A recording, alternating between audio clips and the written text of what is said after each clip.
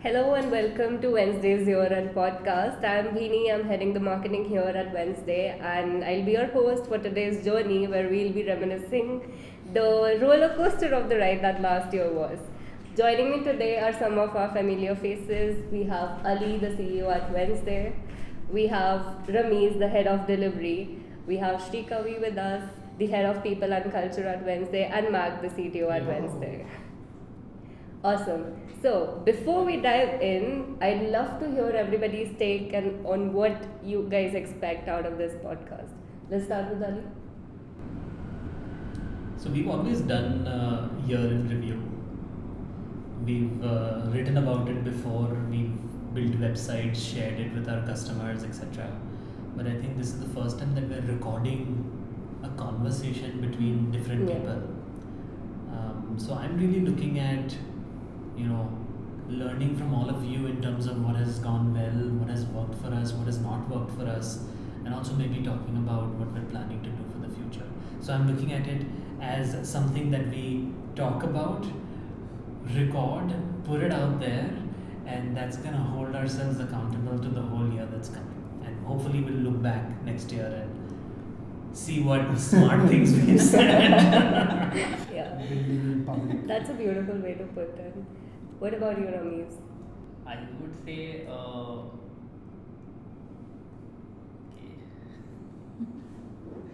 Yeah, I would say like giving a sneak peek into how Wednesday works, what all we do, and yeah, like I hope everyone sees this and gets to know like our way of doing things and all of that.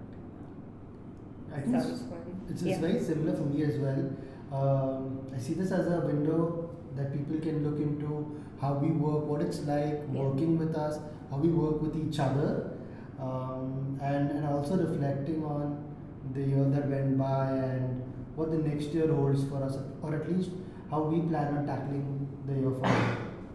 Same. I'd also work in a way like I want to benefit it for both internally as well as externally. Like I want everyone to know what happened, like for all the new joinees as well as for everyone to just go back and just relive that moment, and like at the same time just for the new joinees and for the external people who are yet to join the company, just to tell our story. It's like it's us, it's Wednesday, it's how we work, it's what we are.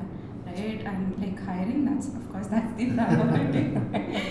No, but there's also a lot of it brings in a lot of transparency, Yes, into yes. like for a prospective Right, person who wants to join, makes your Right. life a lot easier. right. Where they get to see a sneak peek about like how we decide things, what we talk about, like what's important to us. It's more than just a JD. Mhm. Yeah. So I think that's also something that I'm really looking forward to, just bringing in that Sure. clarity. Mhm. Right? It's Right. not a black box Right. where Yeah. you don't know what's gonna happen when you open it. And this is also like an artifact that I'll share the next time anybody asks me for documentation. Be like, this is the level of documentation. And that's what's worked. We right? are the kings of Yeah. documentation. And that's what's worked for us. Like for example, when we have a playbook, Oh, for sure. and when we wrote that, we started getting some of our best people. When we just shared that with them and said that, would you like to know what it's like working with us and how we do things here? And that brings in a lot of transparency, and it also, I think, helps us meet not just our needs, but also helps get in a lot of value alignment. 100%. People know the framework that is required in terms of thinking. People know how you function. People know what is important to you, and you automatically start attracting a person Mhm. who also probably has the same values and is looking to do the same things as you. Right. It makes the hiring process very easy. Not only the hiring process, just like getting the story. It's like, it's like one day at Wednesday, this is how you would be. Even an intern, like again, they just work with us for a couple of months and they go out. It's that experience they have. It's like it's those small moments. I feel that's very precious, but like people should know how we work. Yeah, Like, that's a beautiful way to put it. So everybody who is watching or is going to be watching this is, as Srikavi said, Wednesday's story, and this is how we are. So if you want to get a sneak peek in as to the culture and the people here, like this is something you should watch. It's the small things. It is. It's it is. definitely awesome. All right, so let's start. Let's deep dive into the podcast. We'll start with a quick round of icebreaker session where everybody can share like the funniest or the most unexpected thing that happened to them this year. We'll start with Mac. Sure. The most unexpected. So I think during Diwali we were playing this game where who's most likely to, and somebody was most likely to go to jail for almost everything. So you should take note. I think for me that was it. Getting to know a lot of people in much more in depth, just outside of work. Right. Awesome. Srikavi. And like also working with Gen Z, so all the abbreviations. I'm like, okay, that is. Somebody hit me with like LYK, and I was like, and then I'll let you know. That's me. I'm the one with the abbreviations. Even the same thing happened with me using the smiley. They were like, yes. you don't do this, it's like That was also me. So, to give everybody context, so there's this one smiley which is like a very simple smile. Yeah. So if you look at it like closely, it's very Passive aggressive. yes, and that's the smile Rameez uses everywhere. I'm like, no, you don't do that. Bhini's head of marketing and chief Gen Z educator at Wednesday. Yes. for me. My emoji dictionary is just No, mine is changed now. Mine is the raised hand. Like I've started using tada. It's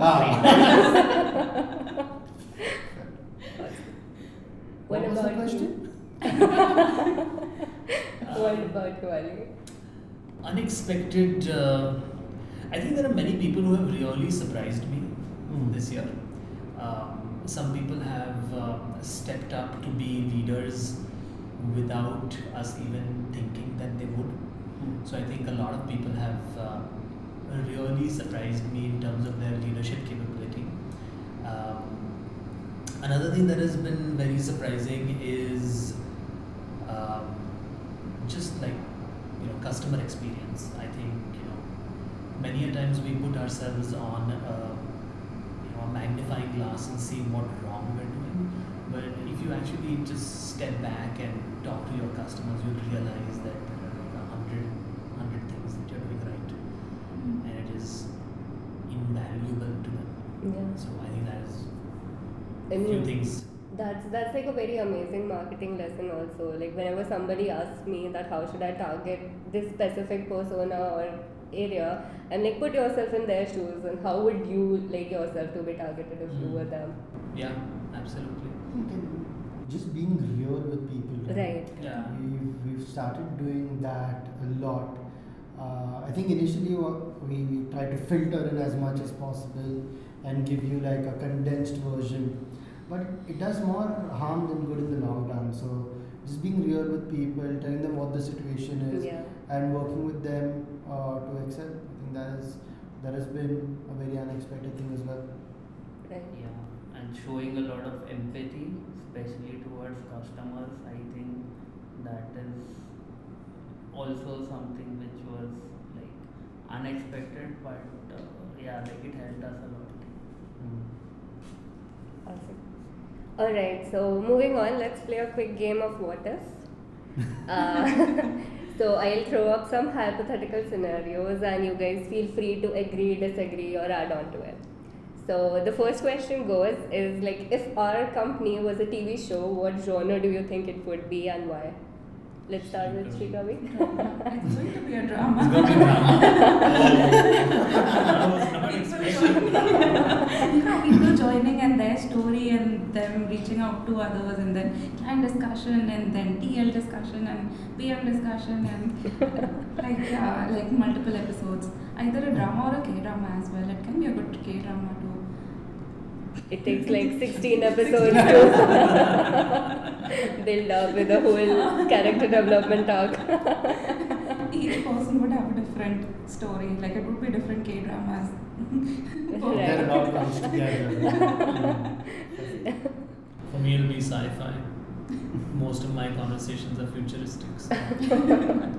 But it's very interesting to see the complete difference in perspective. No? I get what she's saying and why, right? Because probably it makes sense when I put myself in your shoes. It makes sense, like what you're saying. Like, yeah, I get it. Yeah, like I was even thinking sci-fi because we talk about tech and futuristic stuff, but I kind of agree with Srikavi after spending time with the chatting. Yeah, there's a bit of drama for sure. For me, it's action. Most of my conversations and my day-to-day involves a lot of doing. So I would put it in the action genre. Interesting. How about you? For me, again, like it would be like a very Ekta Kapoor drama. Because for me, like I talk to people a lot and I know ins and outs of almost everybody who's working with us. So I know all the gossip. Not gonna say it on camera. But yeah, it's very dramatic and in a fun way though. It's fun to see when you're a part of a team and you kind of get connected to people and then how you see them grow. Like the amount of people I've seen grow in this year from when I joined versus what they are right now. It's beautiful. And it also really helps, right? Because and it just come to be that way. The people that we have are very diverse, like geographically diverse. They've got very different backgrounds as well. And how each person comes with their own perspective based on like their life, based on their experiences, and everybody is able to add like an immense amount of value. So it's not that okay, this particular ABC, if it's checked, you're going to work very well. Each person I feel adds like an incredible amount of value, and that's primarily because of their life experiences, right? And the will. That's the agency life, right? Like the agency model, you're able to bring in a lot of, I mean, of course, skill and delivery has to happen, but if you have diversity in opinion, what you build is a far more well thought of product because you have so many opinions within the team. So, in fact, if you look at our first year of existence, I was extremely clear that we will not pay anyone for a referral. Right. So, because the thought process was that we would rather get somebody from outside. And if you know somebody and you enjoy work, you will automatically refer. Yeah. Right? And we wanted that diversity to come in because what is the point of working with an agency where everybody looks and thinks the same? Even from a value perspective for the customer, there is very little to gain out of it. But if they see a team that is discussing things, going back and forth, talking about different things, they themselves being the user, then there is far more value. But then we changed. No, but I think very interestingly, right? So 2019 we started, then 2020 COVID happened, right? And we had to sort of figure out a logistics partner that can get out laptops, etc.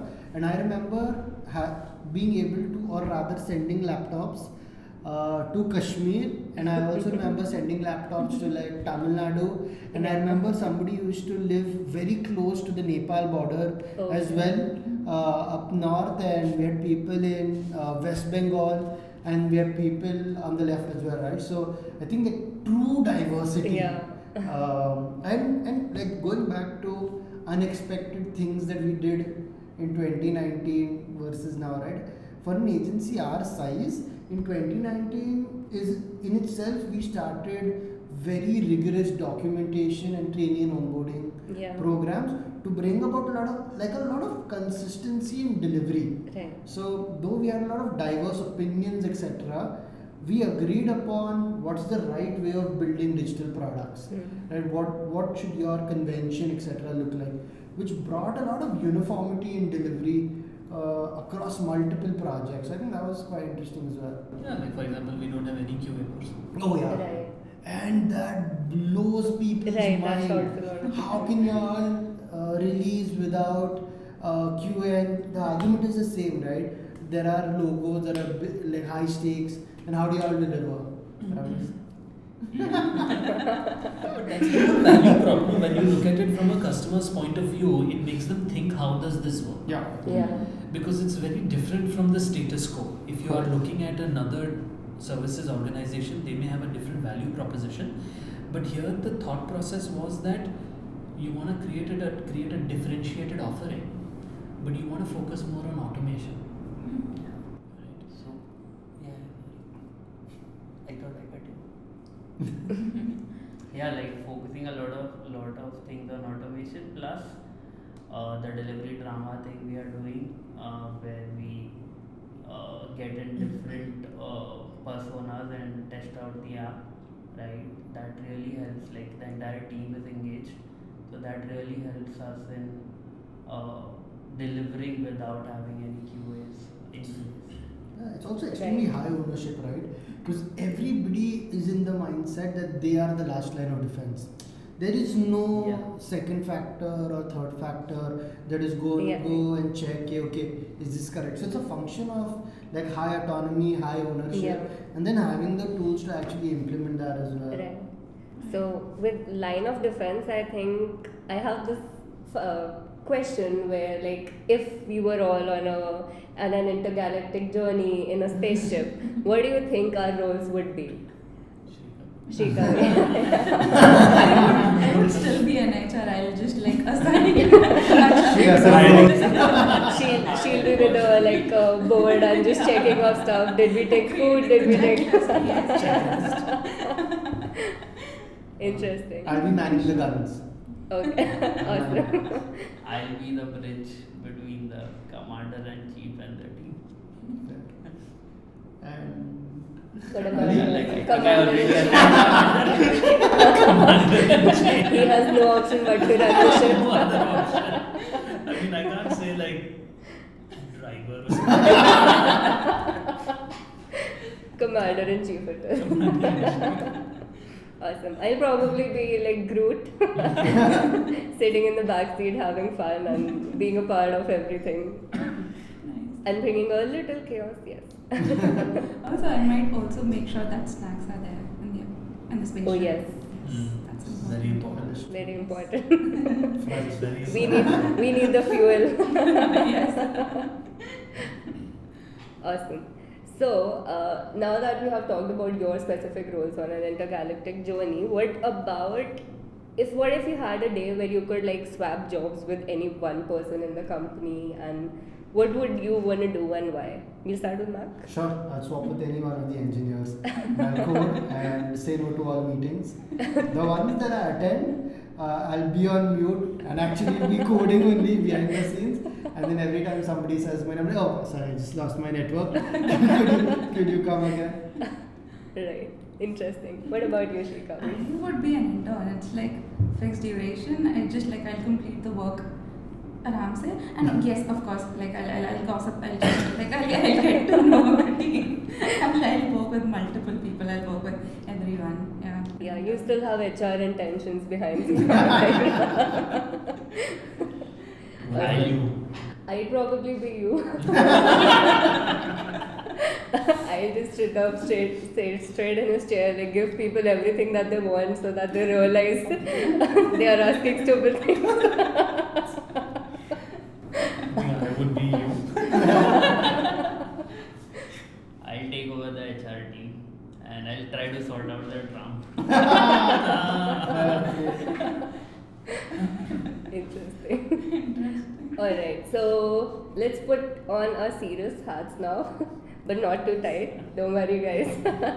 Time for some real talk. So, I asked our team members about some questions that they had for the company and our next year, and they'd love to hear our views on it. So, starting with location. So, that's one question that almost everybody had. Like, we had previous discussions on opening offices in the US and Singapore. So are we planning on opening more offices in cities in India, or should we be on Mars by now? So I'll take that. I think location has always been very important for agency in one of two ways. Number one, you could use it as a way to attract the right talent to work with you, or you could also use it as a way to get the right customers. So if you sort of rewind and go back 10, 15 years, pre-internet, there would always be one or two agencies in one specific city, and they would be like the rulers. So for example, you have an architecture firm in Pune, and they would be known for the best work there. And everybody goes there. And what happened after the internet is that those location boundaries were sort of, it became a little transparent. You could sit here and service customers in New York as well, but it's very difficult to build brand. Right. It's much easier to do that in person. So we are thinking of having offices in the US. That's the goal for 2024. We will be, registering a company there. We will be setting up shop there, and mostly looking at it as a sales and marketing function over there. We did the same in Singapore, and it has worked very well for us. So yeah, the goals will be not to have probably the delivery team will be here, but we will have a sales and marketing function in the US and maybe expand more in Singapore, because that seems to be doing quite well. Yeah. Anything?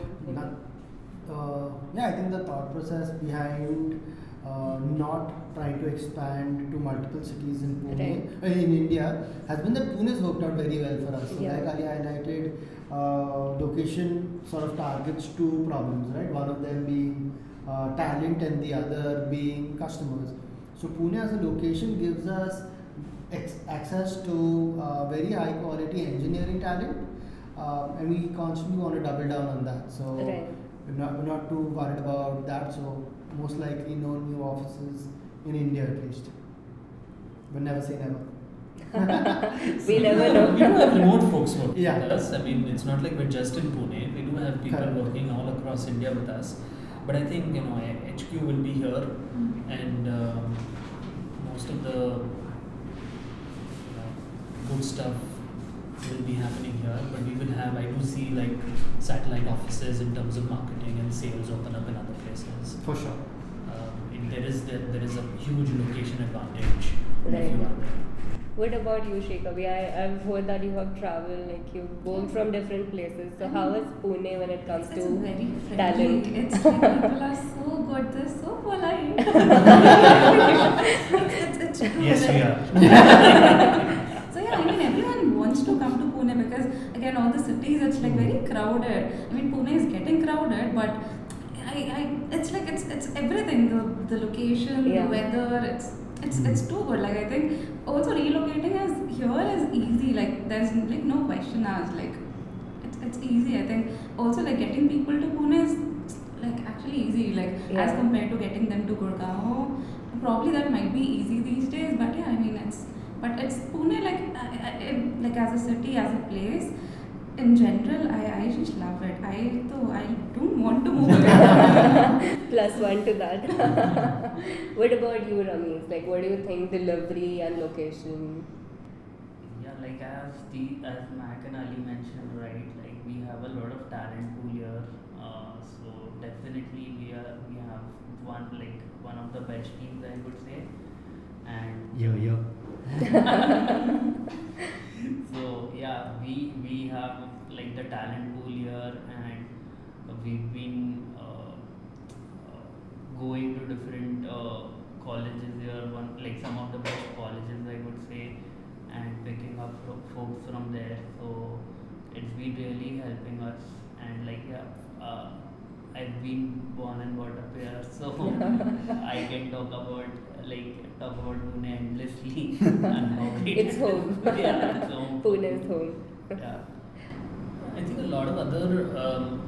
So what typically happens when you look at talent creation is there is, a set of companies that come in, and then like a whole generation of engineering talent being created with expertise in those areas of work. So for example, if you look at semiconductor, if you look at Marvel Semiconductor, Marvel could only be Marvel in Pune. They cannot be Yeah. Marvel in Bangalore. Mm. There is like a very different Engineering engineering breed over there. breed in Bangalore, which is probably very customer centric, like a B2C product. Yeah. But I think B2B services, deep tech, you know, you will not find people in other places apart from here. Anyway, I'm just like sort of marketing Pune because I'm also like from here. But I think for us it's done very well, and I think it will continue to do well because of the relations that we have, etc. But yeah, satellite office formation will happen not within India, but I think outside India for sure. It makes a lot of sense. Right. Even as the marketing person here, I'm super excited about having sales and marketing functions in Yeah. different locations. Awesome. Moving on, let's talk about our targeted projects and customers. So a lot of people in our team wanted opinions on not working on more projects for Android, Flutter, and iOS. So is it that the market is losing trust in mobile apps? And if yes, and if we are not looking to work with that, then what kind of projects are we expecting would be the focal area for us in the next year? I think mobiles are definitely not losing touch. We spend a huge amount, each person, Right. spends so much time just looking at a phone. But what's happening, right, is what you expected out of that phone, what you could expect to happen with a few clicks has changed drastically. So a lot more focus is shifting towards making it much easier to do a lot of more complicated tasks through a click of a button. Right. So that part of the ecosystem also needs to be very well developed. So initially, I think when mobile came in, it was a lot more about just having more things to do on your phone, and now it's about being able to do a lot more from your phone, Right. which requires a lot of infrastructure and logistics pieces as well. So while we continue doing a lot of mobile interface work, a lot of the focus is towards doing more in application modernization, data engineering, and applied AI. And then that's been the last 2 quarters for us at least, and will continue to be the next 4 quarters in the next year. Makes sense. I think we've been doing a lot of mobile stuff already. Like, it's not that we don't want to do, but yeah, like as Mac mentioned, infra and like it requires a lot of other things as well. So yeah, we'll be taking it as we go ahead. So I look at it slightly differently.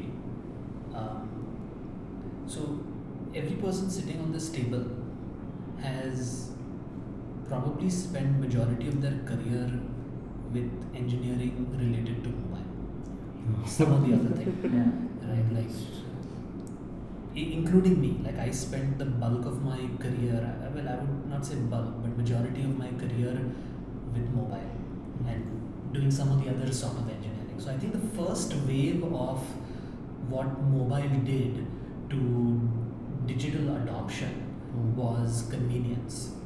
They made things extremely convenient.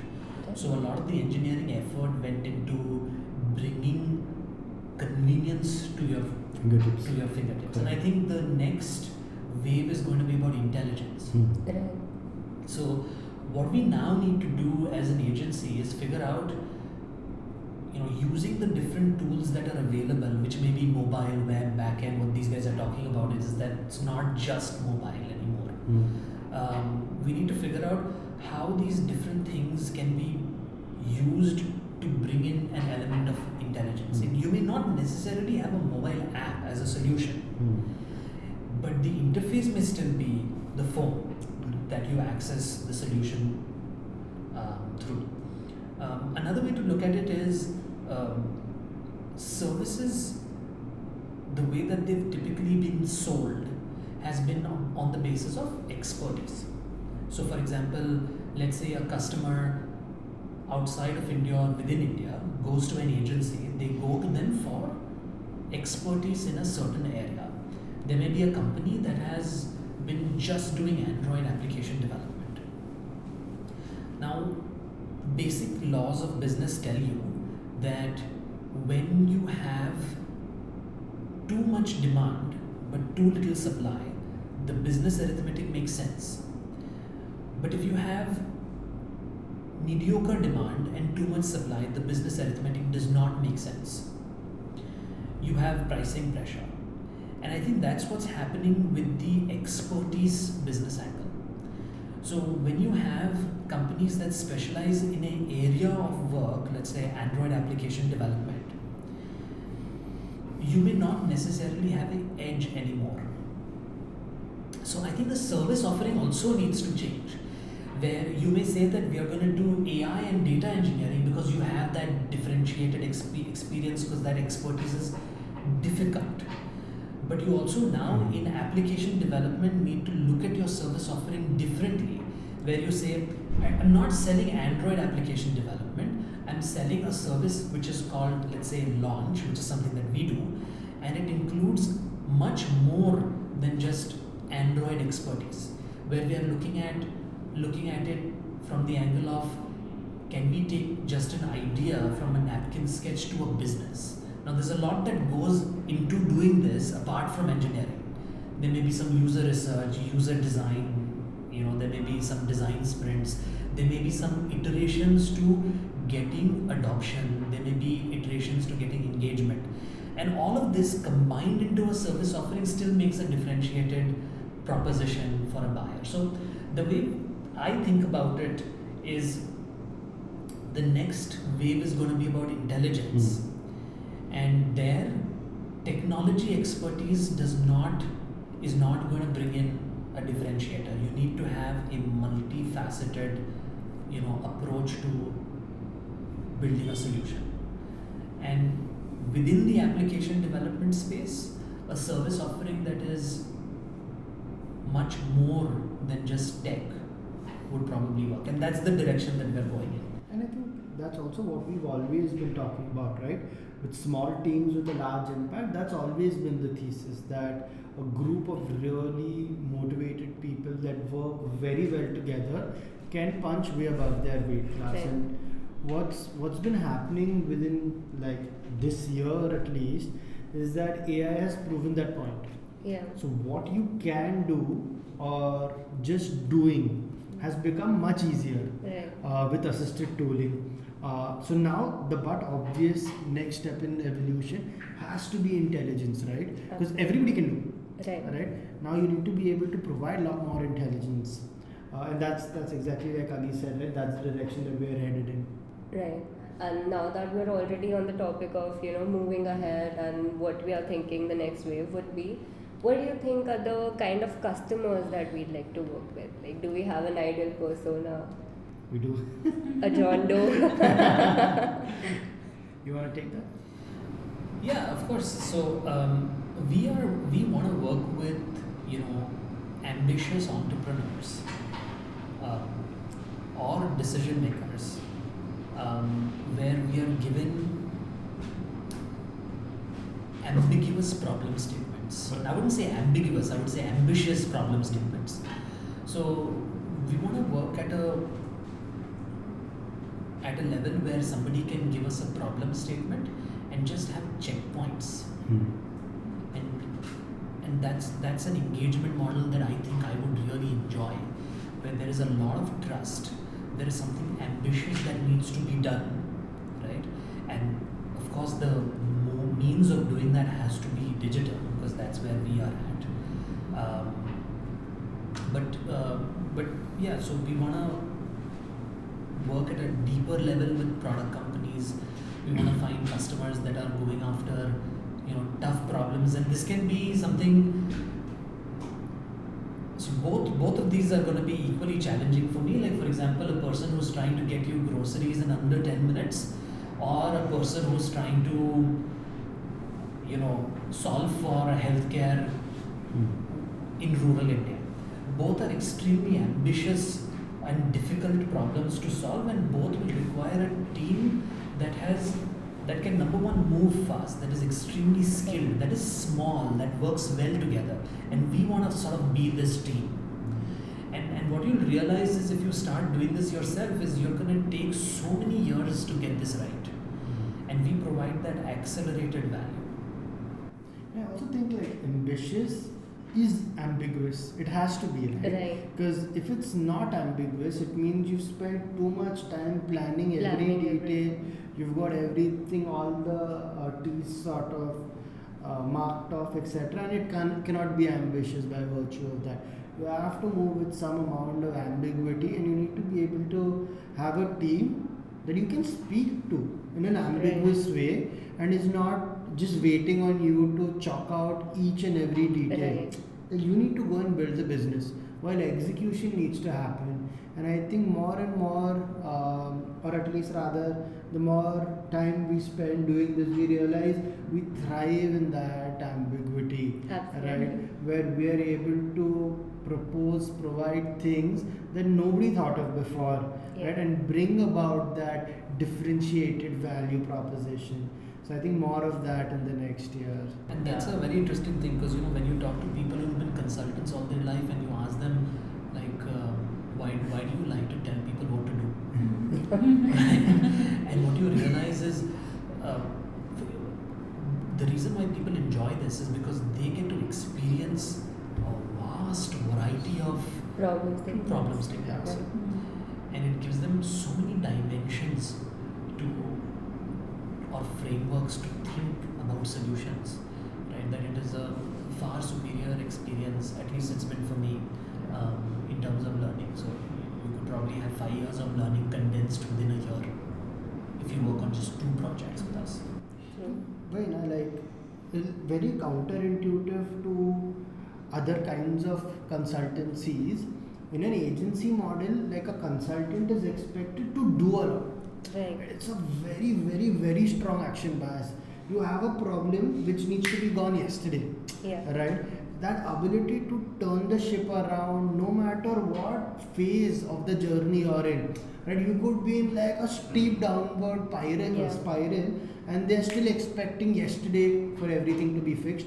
You could be acquiring users, you could be doing really well, but now the expectation is like hockey stick growth. Yeah. That is also yesterday, right? So it allows you to thrive and experience different phases of that 0 to 1, 1 to n journey, like in a very short condensed period, which is why genre is also action.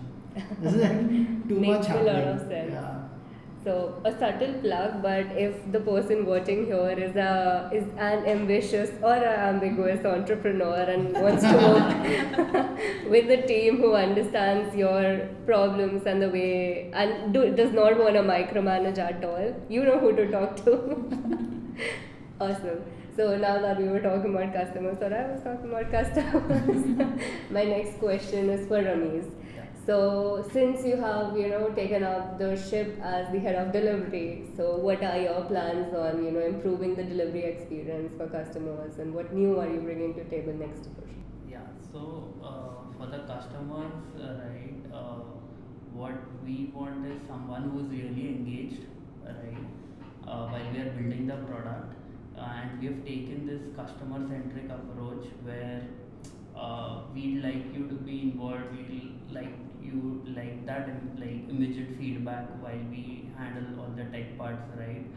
And also with the delivery, right, we do a bunch of exercises, I would say, that helps bring in a lot of clarity to solve those ambiguous problems, right, as to what the direction would be, how do we prioritize stuff and all of that. And after that it's mostly It's like, for example, the way I think about it, and I think that's what he's trying to highlight, is just as you have a product, there is a journey of a user in a product. So for example, there would be a sign up or a user acquisition, then there is a conversion, then there is a some amount of engagement, retention, and then he becomes a paying user or something like that.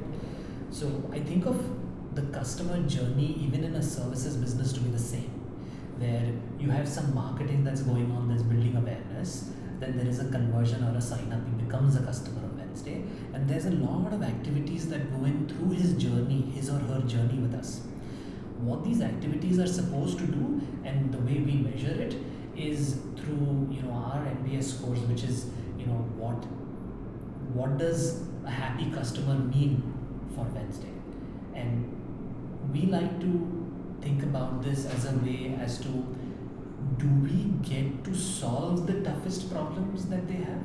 Like, are they actually coming to us with those problems? If they are, that means that their experience is good. If they don't come to us with their toughest problems and are probably trying to do it themselves, then it's not a very good score in terms of customer experience. And the way we do it is exactly the way he said, which is there's a lot of delivery drama. You engage people from different, you know, backgrounds, etc., on their opinions about how things are built, how things look. We do a lot of usability testing. We do a lot of user research. A lot of those things that help them get the trust that, you know, Wednesday is looking at it holistically. They're not just, you know, a tech team doing things. They're looking at their business holistically, and the way we measure it is, do we get to solve the toughest problems?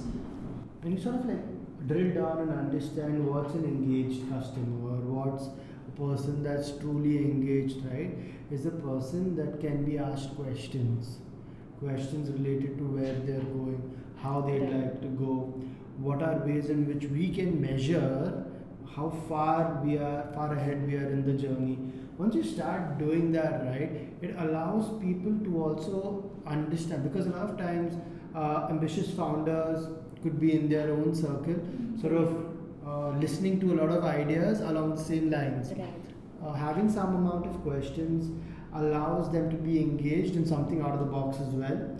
Then you talk about how do you reduce ambiguity by rapid prototyping, right? The time to actually test out your hypothesis cannot be 6 months, right? There have to be shorter iterations, shorter cycles, and that's what keeps getting facilitated via delivery drama. You've got stakeholders that may or may not understand tech, that may or may not understand your domain, come in actually using your product, and it's like we said, right, the little things. Does that error message give you more context on what you can change as a user to circumvent it?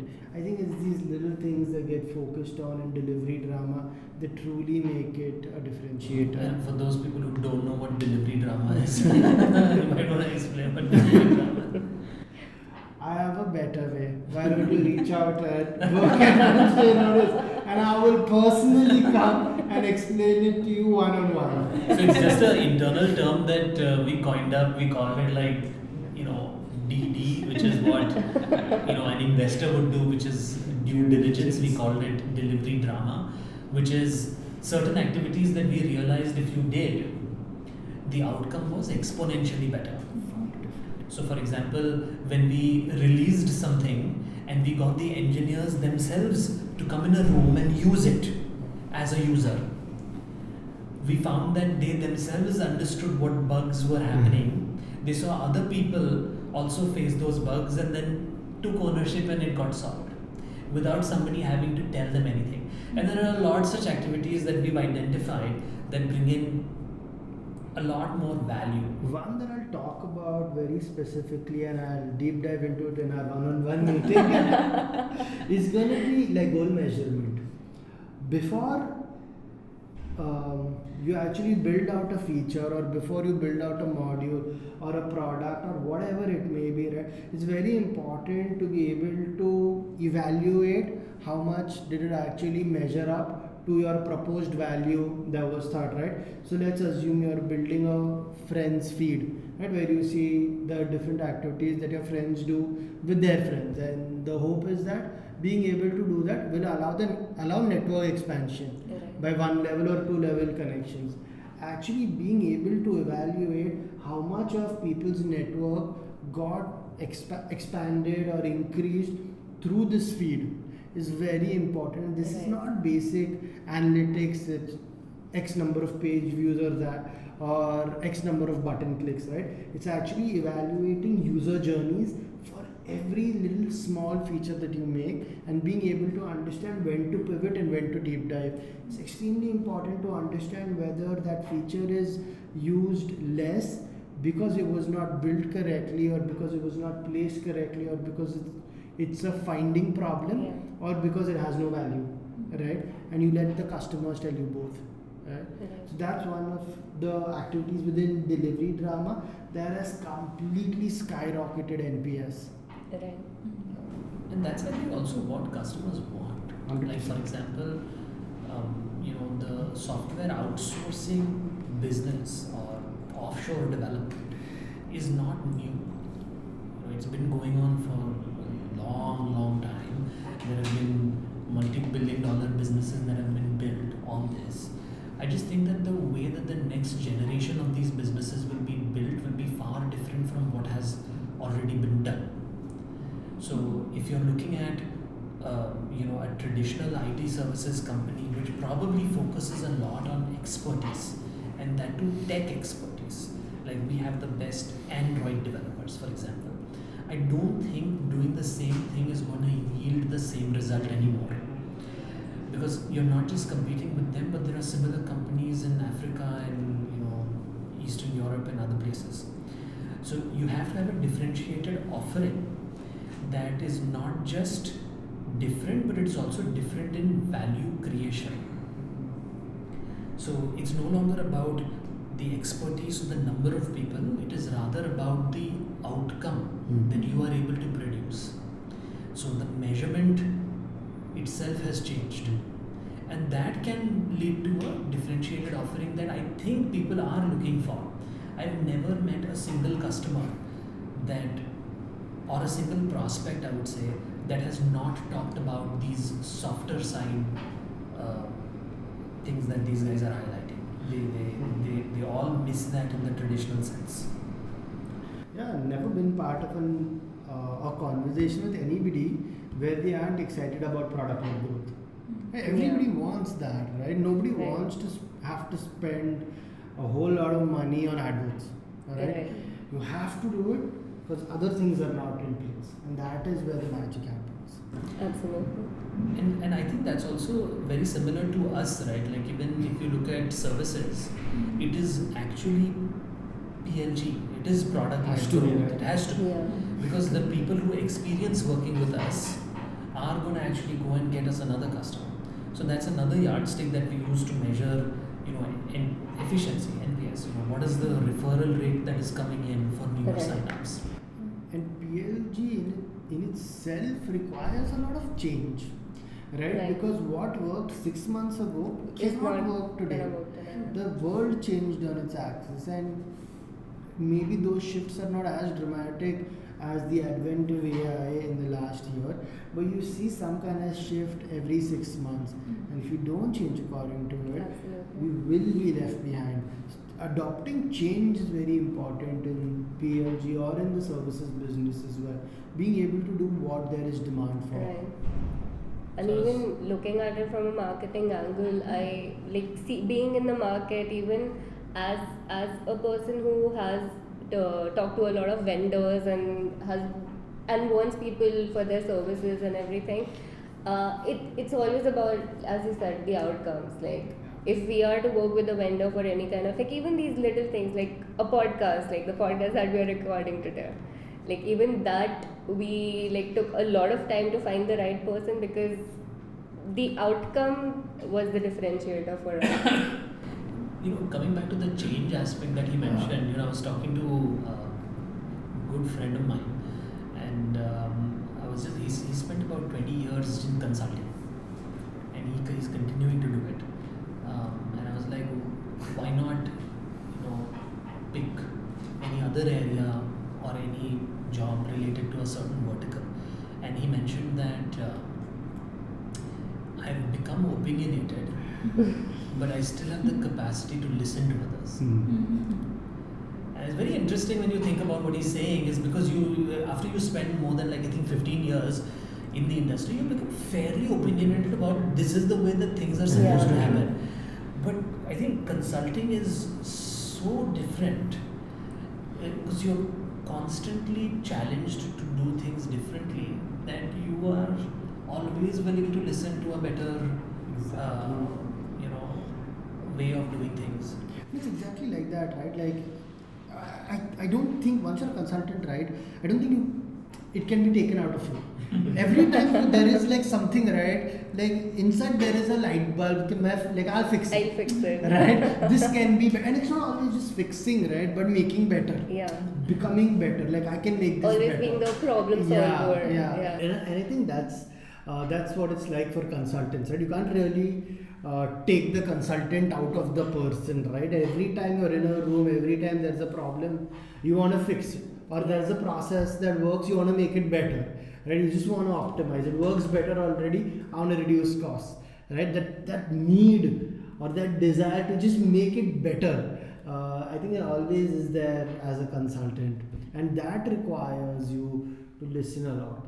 That requires us to change a lot, and that requires like a lot of action. Constant experimentation. Yeah. I think Can't work without as a that. team as well, it's like it's what I differentiates Wednesday from others. Like again, you get to there's change, and that's very evident. And people are working on like different things, and it's challenging. It's like new things, like new challenge every day. You just wake up, oh my wow, that's okay. I'm going to work. Like also that freedom to experiment. Like Yeah. one is there's like fear of experimenting or like is fear of change, and one side is like that enthusiasm of experimentation. I think that is where I see like internal developers, the team, it's like acha ye nahi hua, what if we do this, what if we do that. That enthusiasm exists internally, and I think that's why customers are also happy. Right. Yeah, I and love. there's a lot of cross learning also happening between the teams True. where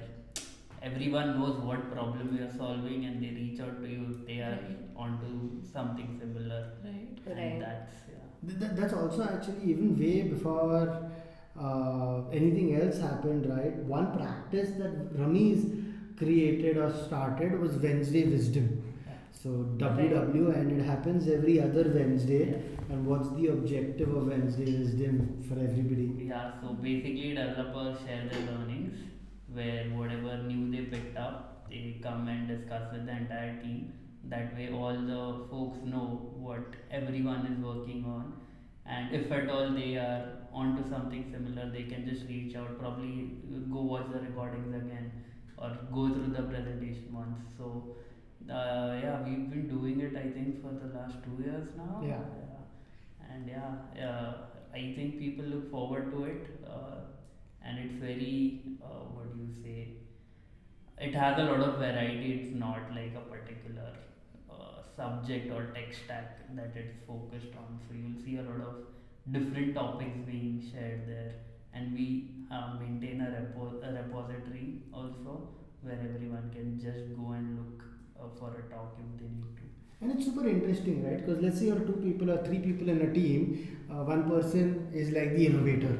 Right. So they go and then they'll keep learning something new, and they Yeah. come back and the other 3 benefit, and you get influenced by that, right? Yeah. So the next time I also would like to be like the person that brings in the new idea, right? So now you have 2 people or 1.3 people that are actually innovating within the team. But when you expand it to 50 odd people, right, you suddenly have created a catalyst of innovation. Right. So there's constant innovation that's happening, and within Wednesday Wisdom, right, the only thing is not, it's not only about innovation, but it's also about failing.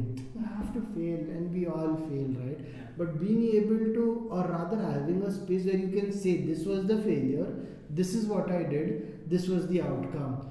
It has a massive impact on what you as a team can now do. Because you've also got failures condensed of 50 people Right. within your mind now.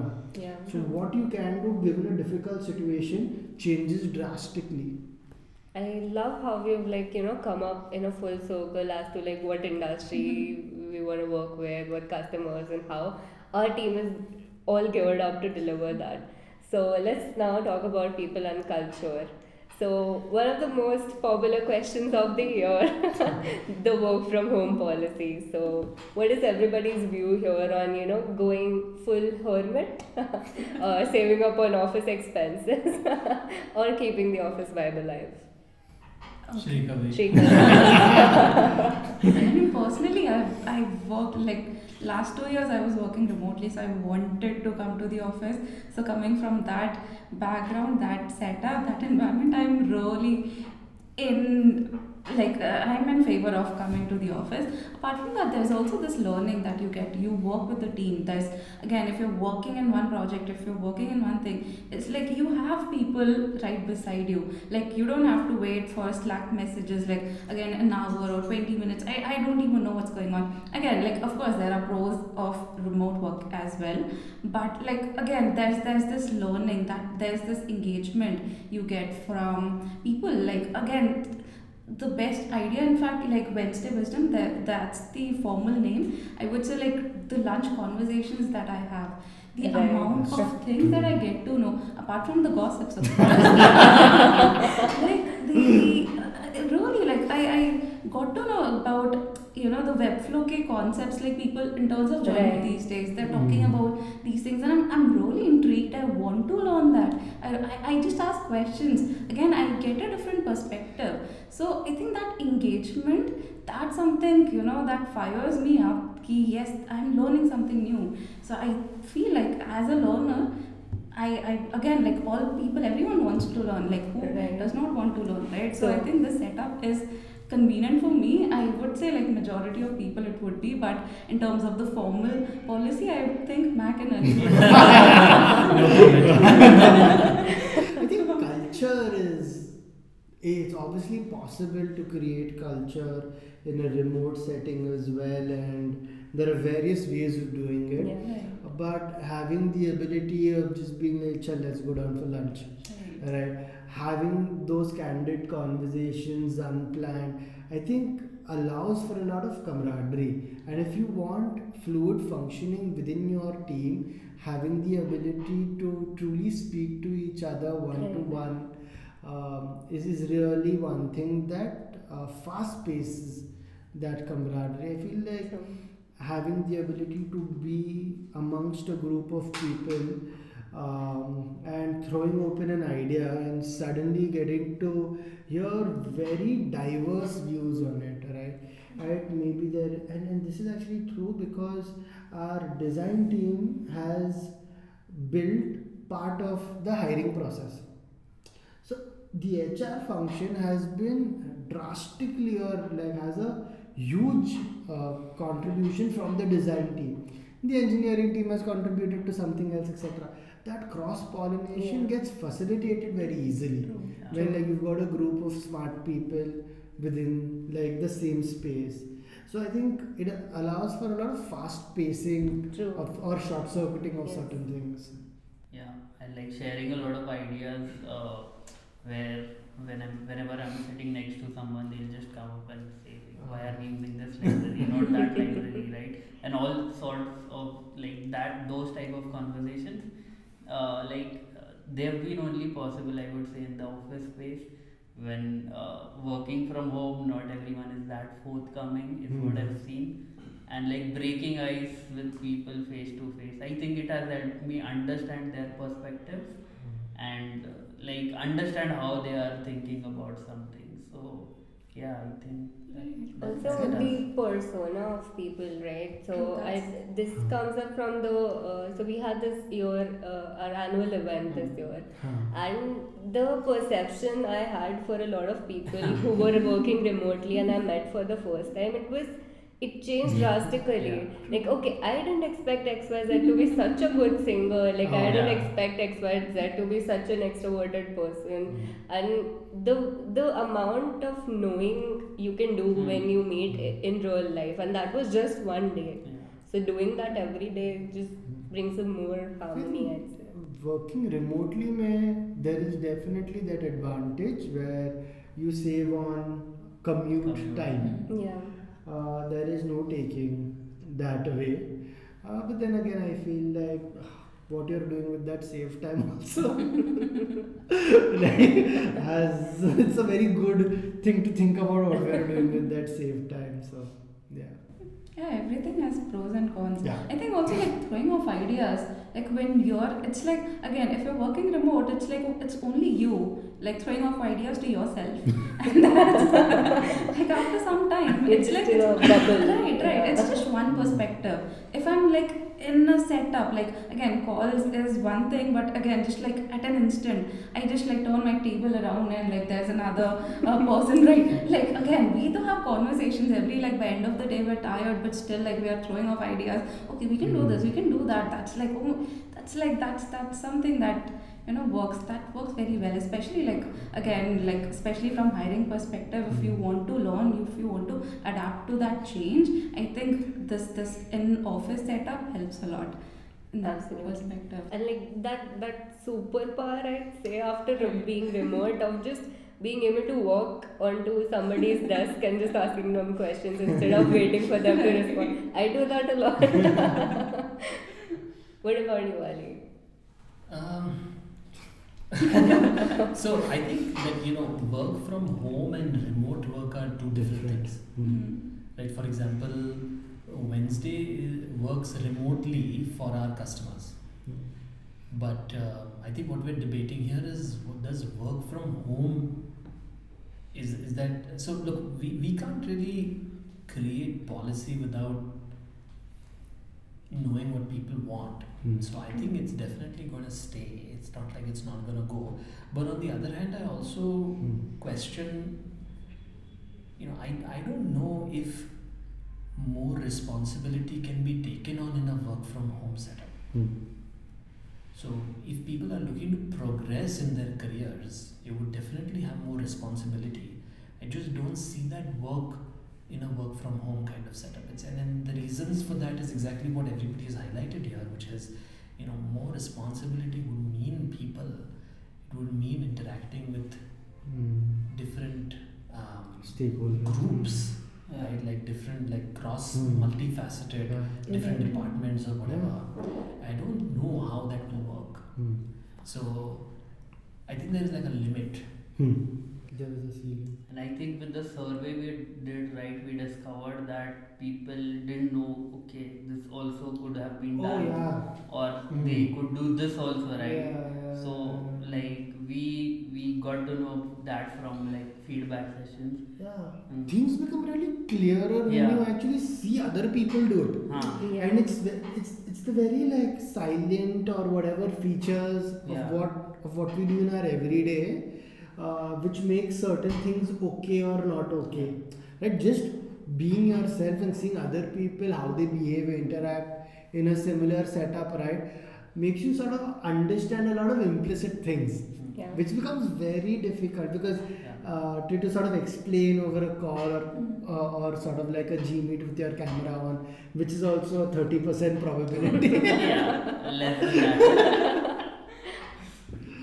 So I've been on call where I have to tell people to turn the camera on, and then still like some of the folks don't do it. Like it's a bit weird, but yeah. Also, we being humans, it's like it's very Social animals. yeah. I mean, we are Yeah. social animals. We work in teams. We work in groups. That's normal. That's how we function. In fact, I think there is a study as well where if you're working in groups, that is when you're most satisfied or you're happy. So Right. it's yeah. I mean that there is a correlation. I mean, I won't deny that. Nobody can deny that. There's a study. And like it's good to have that separate space for work, right? Oh, When you yeah. go home, you can just Right. shut off. Right. And obviously, with what we have seen with the work from home people, I think they've been doing extra hours. We don't Yes. want that, right? If they are in office, we can just tell them to get done with their work and log out, right? So I think most of the folks don't realize it, but yeah, like we want that them to Balance. work, like Yeah. to have that That's balance. such an interesting point because the approachability level is not known when you're in a remote Yeah. setting. So and this is just we've seen instances of this happening where somebody is working really hard, Yeah. like burning the midnight oil repeatedly, and probably moving in the wrong direction. Yeah, All they had to do was ask. ask, yeah. Right, and it would have changed, removed all like the oil would be full, Yeah. right? You wouldn't have had to burn any of it, and just having the ability to be like, hey, I have this problem, how do I overcome it, is like a superpower. And like forget remote or in office, I think just in general ask for help. Just ask, it's okay, right? There's never going to be, though, see, like it's never a problem to walk up to somebody and be like, you know what, I've tried these 17 different things, nothing seems to hold. What would you do if you were in my position? I mean, there is no single person who has been there, done that, who would not help you, right? So just ask more, right? And the onboarding experience also for the in-office folks has been much better than like the remote ones. I'm not saying we're not doing a good job, but It's yeah. like a feel of it, right? Yeah. You see a few smiling faces more often. Yeah, you see two people huddled on the same desk, and one is, doing the knowledge transfer. Yeah. And also they miss out on the Fun Fridays. fun Fridays. And They the get cakes. the- And the cakes. Okay, birthday cake anniversary. We got a lot of cakes on Wednesday. Clearly. And sweets in pantry. That's true. So, talking about a team, like let's talk about the team size. So we have this tagline that smaller teams, larger impact. So, do you think that in 2024 also we'll be holding that true? Like, is our team size perfectly cozy, or is it time to build an army? Srikavi is like, no, we have enough. Q1, Q2, Q3, all targets met. All objectives are met. I think we'll hold the same team size. I think there is a lot that 50 people that work well together can do, and there's a lot more for us to do. So team size will hold. Yeah. What do you think about this, Arjun? No, I think I agree with that. The few variables that we can control if we think about agency is if we have our costs at a fixed, predictable number, then we know exactly what we are going after. So, if we say that we are gonna not go beyond a certain head count, then we know that our cost will not exceed a certain number. It gives us a lot of decision making capability to say no to the things that we don't want to do, which you may not have if you have a higher head count. So, we always, from a business perspective, want to be structured so that we can say no. It gives us a lot of agency, it gives us a lot of power, it gives us a lot of say, and it also allows us to demand what we want to do. And sometimes that's all that you need to say to a customer, that it may not make sense to engage Wednesday in doing this, but it may make sense in engaging Wednesday to do this much, like a far bigger problem. Right. And sometimes you just need to wait for them to mature to want that. But having that ability to say no is very important. And one way of doing that is to control cost. So, and I also think that it's also very interesting because we're in changing times. At least I, for one, don't know what intelligence is going to mean for digitization. I remember the first time that I showed my wife ChatGPT, and she looked at the screen and she's like, why do I need to sign up if it's just like Google? And then once the prompt opened, she was like, what do I ask now? So it's a very big product problem, saying, because what typically happens in a new wave of automation is people tend to try and fit the technology into it, and then later on they change to that form factor completely, which is exactly what we saw in mobile. They took the web to fit into that screen, and then ultimately a lot of that became native.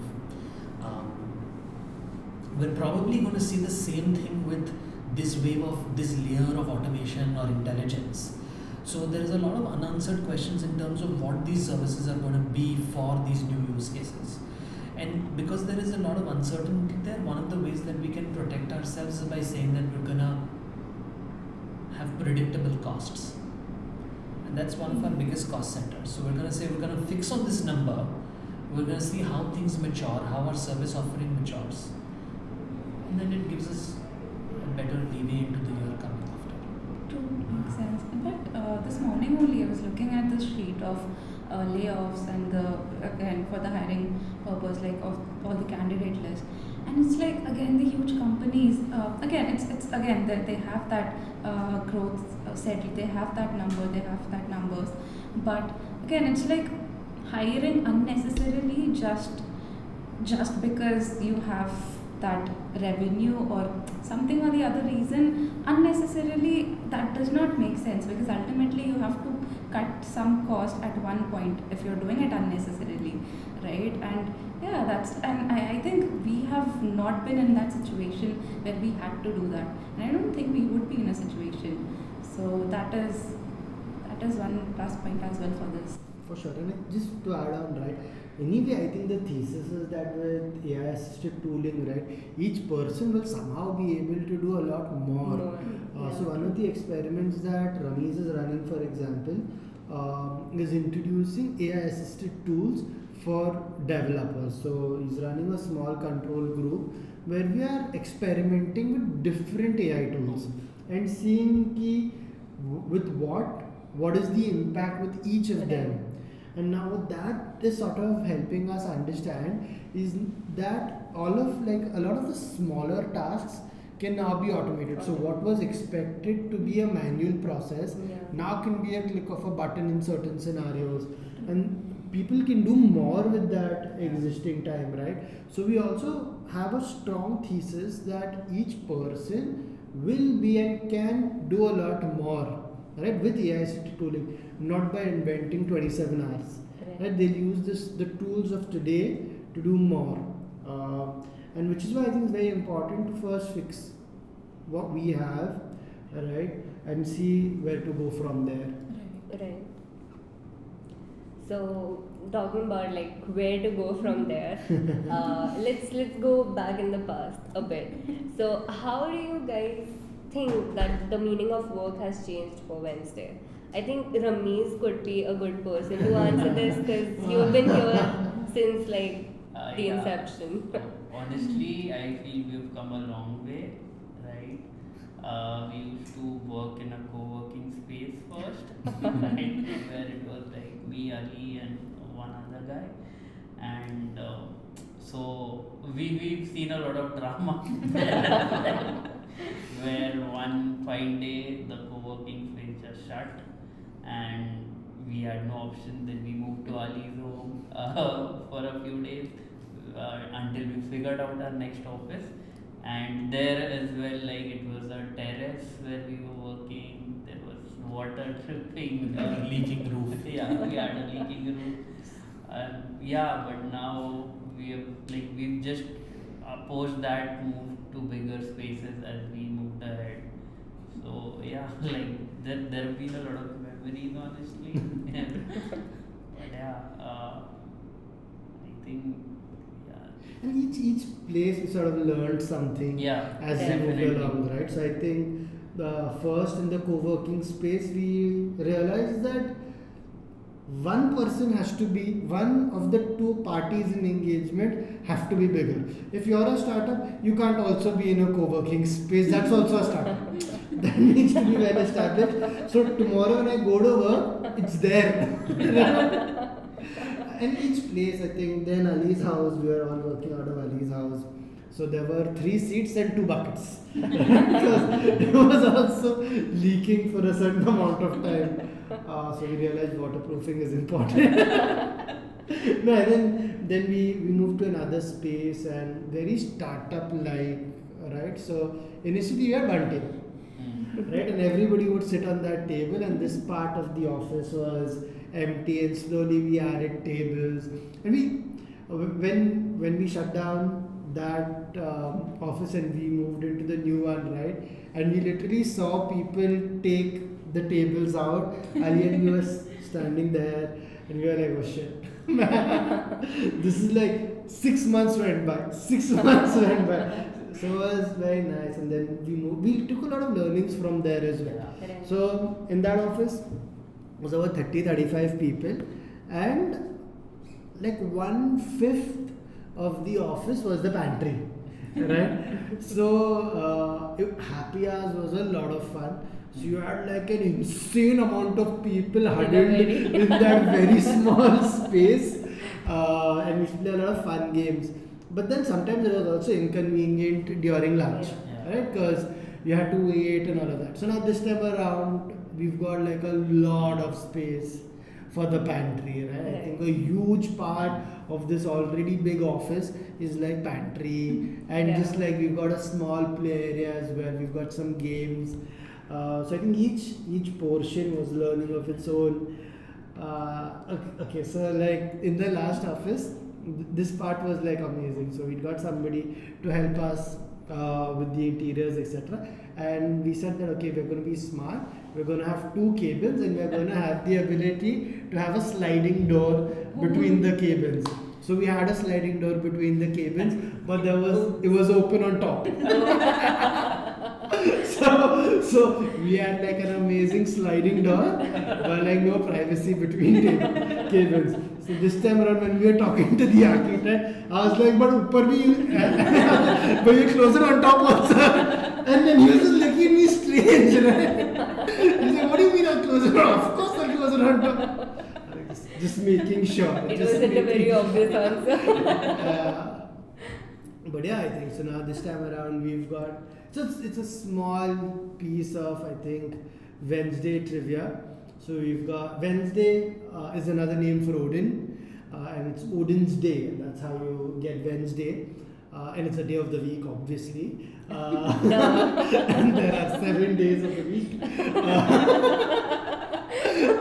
and there are 7 cabins at Wednesday. So Right. each cabin is dedicated to one day, and it has like a small piece about what that day would sound like or look like, or what you would expect on that day in Norse mythology. I won't tell you exactly what, so that you need to come to the office. We'll attach pictures in the show notes. Oh, sure.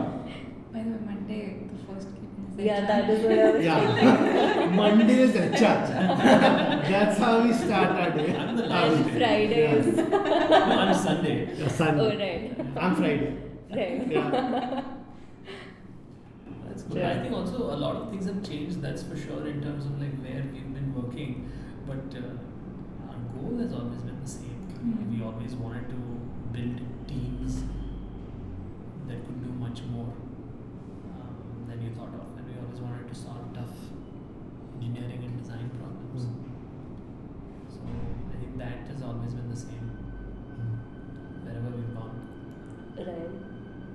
So I guess like these were all like big wins, having new office spaces, new people joining the team, while the central problem or the goal remained the same.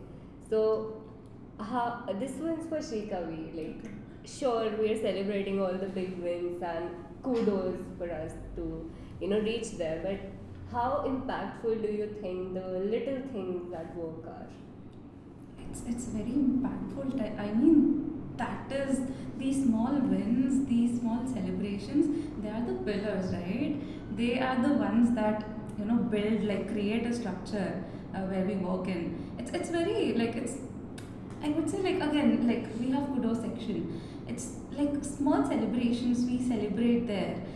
Again, the lunch cafeteria space, like it's again like these small things, like we get so excited. Acha, I did this, I did this, and we all celebrate. Like it's like, oh my god, how did you do this? Like we cross question and we get to know. It's like it's that enthusiasm. Not only enthusiasm. It's like of course it gives you that dopamine hit, but that validating. Yes, I'm doing something. I'm moving forward.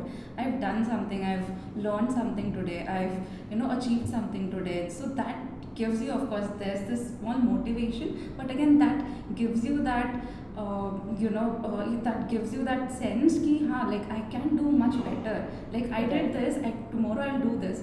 That is like one motivation. That's a small thing, but again it helps a lot. It really helps a lot. I think that is something that should keep on going. We are doing, of course, like we have these lamps that we give for every quarter. But yes, it's like again all those small wins, those small celebrations, acknowledging of those small celebrations. Ki, thank you for this. Even saying thank you for something, Right. it's again it's a small thing, but it's a huge gesture. It might make someone's day. So that's like again that is like a pillar of any company, any Right. organization, any team. Anything new that we are, planning to True. incorporate next year maybe to celebrate these little wins more? I mean there are I'll give us some incorporating. time to think about that. So the lamps that you spoke about, right? So I remember the day when we sort of started having the conversation that so every month or every 45 days rather, there are different lamps that people get, and this is like a lava lamp. It's on your desk. Right. And there's a reason why it's like a lamp, because you're a beacon to the rest of us. Like Right. that is us truly celebrating your contribution, right? Right. Like everybody knows that you've done something that was so nice, or you've not done but like repeated actions, right? Right. That truly stand out, and that's like a light for the rest of us. But yeah, new things that we are gonna do in the next year. New things that we're going to do in the next year. I would say, like from the team perspective, it's more of like again from HR team perspective, it's more again direction in terms of using AI into the process, into the HR process, automating things so that we can again optimize what we do the best, the people part of it, the culture part of it, make Right. it enhance it more, make people want to come to the office. That yes, Yeah. yeah. I mean, these are like small things, but again, like huge. They create huge impact. I think also Right. like a lot of maker-centric culture. So probably within this year we want to do a lot more hackathons, Yes. Yeah. like a lot more that celebrates Yeah. the building process. Right. Because that's the most. I think that's the most important, right? Being able to celebrate not only the outcome but also building. Mm. Right, so more around celebration of the building process, and I think one of the things that I really loved as a team, sort of a team effort or a team thing that we did was paintball. Like people really came to arms, right? Yeah. So that was like a really fun experience. So probably more of that. Okay. Even Yes, go-karting yes, was yes. Go-karting was Go-karting. fun. Yeah. Bowling was also Bowling was yeah. also a lot of fun. Yeah. Yeah. So probably more of that. Yes, yes, definitely. I mean, team outings are constant. These are like team celebrations, so I know. Right. Awesome. So maybe it's time to get our crystal balls out and predict the future. So what all are you guys excited about the next year? Any big hopes or plans of what's coming on to 2024? AI and automation in HR and all the processes. That's like one thing I'm looking forward to. Yes. Interesting. What about you, Ma? I'm looking forward to innovation. I think the tooling is available. What each person can do, can achieve, like the gamut of how much you can think about, also, right? Okay, this is something that I can do has increased vastly. Right. So I'm really excited about like innovation. Right. I'm mostly focused on smoother deliveries, ensuring that we we make the process better, right, and have a framework in place where we keep on iterating and improving it as we move ahead, and yeah, like post that it'll be, I think, how we scale that up. But yeah, currently we are just refining those processes to ensure that we take that lead. What about you? Uno reverse. Let's not talk about Uno. Okay, but tell us what happened with you and Vino. It seems traumatic. Okay, Uno first, vision later. So we had a fun Friday going on, and we decided to play Uno Flip. And to give everybody context, Mac and Rameez cheat, but in a team. Even if they are like sitting in like opposite directions, you will know like if one's cheating, the other's gonna back him up. And I accidentally picked, I think, one extra card, and I was putting it back, and everybody started shouting at me that no, now that you have made one mistake, you have to pick 10 more cards. And everybody who knows Uno knows that this is not a rule. And then me being competent, I was just so pissed off at everybody. And then I ended up winning that game though. And Mac ended losing. I have a different story. So this was the Uno thingy. But for my vision for the next year, I think it's going to be marketing 2.0, because with this year we have seen a lot of change. Sure, AI is one, but with that, the mode of distribution, the way people are perceiving content and marketing is also changing. The kind of content, the kind of marketing that we started this year with, and the kind of, even for little things like SEO, like the definition of that is going to change with AI and new places for people to search in coming forward. And so that would be, I think, my marketing 2.0, and that is something I'm like looking forward very excitedly to. But yeah, work on. I also agree, right? Like content is truly king. So, and we haven't done enough of like external showcasing the last 4 years. For us, showcasing was like just going and open sourcing like another one of the Right. Wednesday templates or like an SDK on something and whatnot. But we haven't spent enough time evangelizing, putting the word out there, sharing what we have to say. And I think that will change dramatically in the next year. And in the spirit of accountability, we have a book in the works. So that should be published early next year. There are multiple podcasts that Ari's already recorded that will definitely be there in the next year. There is a series that we are doing for while we are recording, where other industry experts in the digital space, the way in which they do delivery, in Right. which they build, in which they think. There's another series that's on application modernization. So there's so much more that we're doing from a content perspective Right.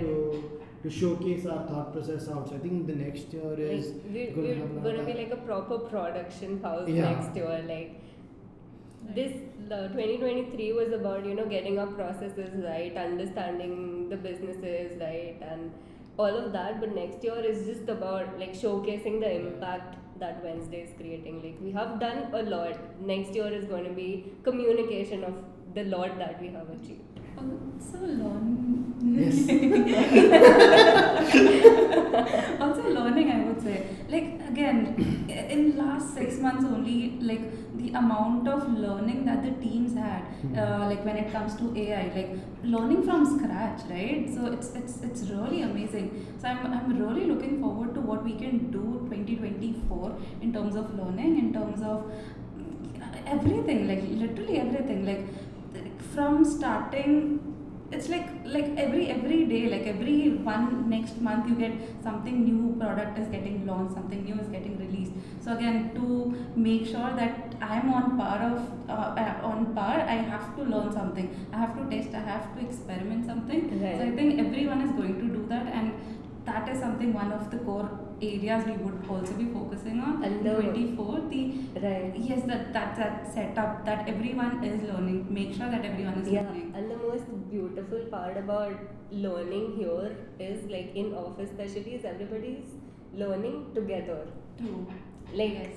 people get so excited. Like if I learn something new, I just walk up to maybe the HR cabin or at the lunch table and just announce it to the world that okay, I did this, and that is what others also do. So it fosters this an environment where everybody is pitching in new things that they are doing, and it also gets other people out of their bubble that okay, since XYZ has learned something new, maybe I should also bring something more to the table. 100%. We've also now, like, we had a podcast room. I can happily say that it has graduated to podcast studio. Right. So we've got like the lights, the green screen, etc. So everybody can now take like the perfect Instagram photo. Whatever background you want, I'll personally add it. Awesome. So Ali, anything you would like to add? What am I looking forward to? So I think I'm really looking like I love solving tough problems, and if you look at a services business, which is typically considered to be a boring, business that you go to when you need it. Nobody has a painter's number stored on their phone. You look for one when you need one. The thing that I keep thinking that I'm really looking forward to solve is how do you turn something like this into a brand? And if I solve that, that would be very interesting. That's beautiful, honestly. So everybody here, like we were talking about learning right now. So everybody here is on a growth journey. And when you're on a growth journey, you don't know what's gonna come forward. You go in with questions. So what is that one question that all of you are gonna be finding answers to? We could start with Rameez. Okay. Yeah, I think I would say like how we get AI into the game, right? Like Matt mentioned, we were experimenting with a few tools with the teams, and we are gonna finalize one and move ahead. And apart from that, it'll be like how to take a customer centric approach, I would say, and find answer to that actually. I think we have we know what to do, but like how to make everyone on the team be able to do that, right? To understand what they exactly need, and how we go about that, and like we touch base upon, I think not focus on the output but the outcome. So yeah, I'll be looking looking answers in that area where everyone is ideating, everyone is thinking about the product first, and not just writing some piece of code to do something. So yeah, like that would be for me. Interesting. What about you? Ali? Srikavi. What's in that? For me, I think I would be asking question in terms of how to optimize creativity, like overall creativity, like for everyone, how to make that environment, build that environment that everyone is creative, is throwing off ideas, wants to do something new, is adapting to that change. So how to do that? Like what do I do to make sure that everyone is comfortable with the change? So yeah, I mean these are a couple of questions. I think creativity is number one for me. Creativity and change. Mac. Wow. Ali has successfully skipped the line No, in the come opposite back. direction again. But for me, I think the next year I want to answer how to create a cult.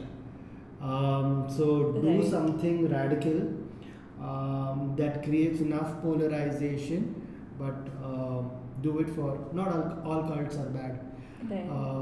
So we do it in a positive way, and we create this crazy level of affinity towards a common problem that we'll all work towards solving. Right.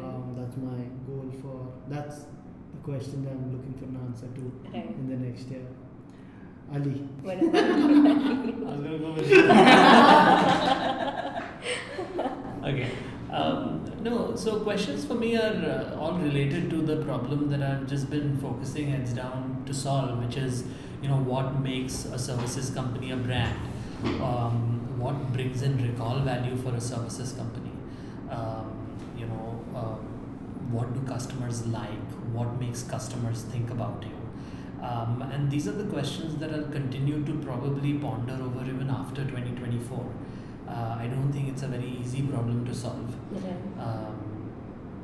But I think even if I'm able to solve one or two, we would be far ahead than where we are. Agreed. My question is also, on top of what you and Mac said, like, how am I going to build an aura with marketing at Wednesday? So it's like everybody right now is chasing the new shiny thing, but the question comes down to how will you yourself be the new shiny thing in the market that everybody comes chasing? And the question is, the problem is more difficult because you're not doing it in an easy thing. Right. Like for example, if you're selling, I don't know, keep coming back to the painting example, it's rather easy. Anybody can make a pitch for it, which is, probably better quality paint or textures or finish or experience, or you can do some styles with it and things like that. But when you do something complicated that has got, multiple layers, layers, multiple Yeah. skilled people working together, and also what they're doing is fairly tough. For example, getting these technologies tools to work in a way that is valuable to any business that we work with is a very difficult thing to do from a skill perspective as well as from a getting it done perspective. Now, how do you turn this thing into something that's very easy to understand as well as have recall is a very tough thing. For example, as they say, it's easier to market a FMCG product because you can try it at a very low price. But it's very difficult to market a B2B product and much more difficult to market a B2B service because there is no way for you to just try it. And these are the questions that I'll go into. And I think it's a very difficult problem but also equally exciting. Yeah, for us, like the world is not the oyster. Like Yeah. we have a very small, specific, niched out set of target people that we want to target, and getting them to come to us is a tougher problem to solve than getting a larger audience of sorts. Okay, awesome. So before we wrap this up, let's do something fun. Just lighten the mood. So we'll play a quick game of word association. I'll say a random word related to work, and the rest of us are gonna say the first thing that comes into their mind. Okay. We'll start from here for the first round. So the first word is meetings. No. Meetings, yes. Maybe. I think meetings, if you give me a check.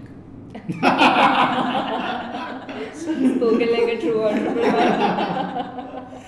I would Meetings. say boring. Oops. Okay. Yeah. Next word for you is board games. Fun. Yeah, fun. Interesting. Cheating.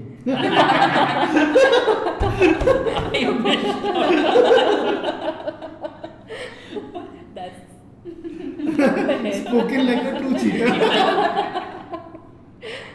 team. Building. Communities. Differentiator. Camaraderie. Oh, nice. Beautiful. Coffee. Coffee. I would. I don't have a word to us.